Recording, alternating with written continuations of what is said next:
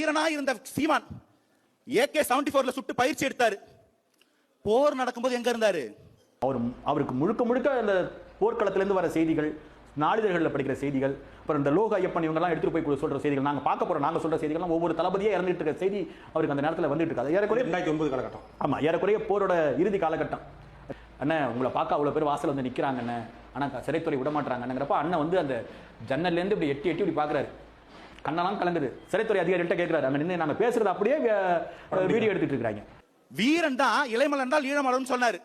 இலை மலர்ந்தால் அங்கே ஈழம்.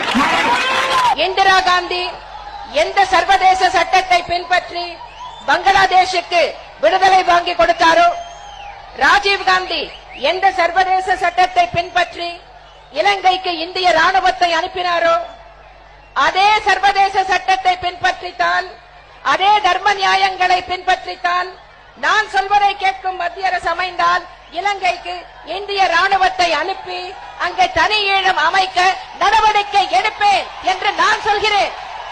இந்த விடயத்தை பார்த்த பின்புதான் அண்ணன் சீமான் கூறுகின்றார், இலை மலர்ந்தால் ஈழம் மலரும் என்கின்ற விடயத்தை அண்ணன் சீமான் கூறுகின்றார். ஆகவே இந்த கடிதத்தை பார்த்த பின்புதான் அதற்கான விடையானது எனக்கு கிடைத்தது. அண்ணன் சீமான் வேண்டுமென்றோ அல்லது பிரச்சாரத்துக்கு நிதி வேண்டிக் கொண்டு தன் சுயமாகவோ அந்த கட்சிக்கு ஆதரவை வழங்கவில்லை. எமது ஈழத்தமிழர்களுக்காக எமக்காக ஆதரவு தருகிறேன் என்று சொல்லிய ஜெயலலிதா அம்மையாருக்கு எங்களது விடுதலை புலிகளினுடைய ஆதரவின் பிற்பாடுதான் அண்ணன் அவர்கள் அந்த கருத்தை முன்வைத்தார் என்பதில் இந்த கடிதமானது விளக்கி கூறுகிறது என்பதை நான் உணர்ந்து கொண்டேன். ஆகவே இந்த கடிதத்தை உங்களுக்கு சில வரிகளை நான் வாசித்து காட்டுகின்றேன், நீங்களே பார்த்து தெரிந்து கொள்ளுங்கள். நடுவ பணியகம், அரசியல் துறை, தமிழீழ விடுதலை புலிகள், 2009 4ஆம் மாதம் 26ஆம் தேதி. செல்வி ஜெயலலிதா, பொதுச் செயலாளர், அஇஅதிமுக தமிழ்நாடு.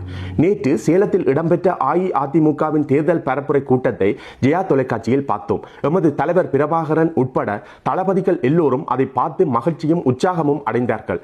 7 கோடி தமிழக மக்கள் குரலாக அம்மாவின் குரல் ஒலித்ததை கண்டு எல்லா கவலையையும் துன்பத்தையும் மறந்து மட்டற்ற மகிழ்ச்சி அடைந்தோம். இதற்காக அம்மா அவர்களுக்கு தலைவர் அவர்கள் தனது நன்றியினையும் வாழ்த்துக்களையும் உடனடியாக தெரிவிக்குமாறு கூறியிருந்தார்.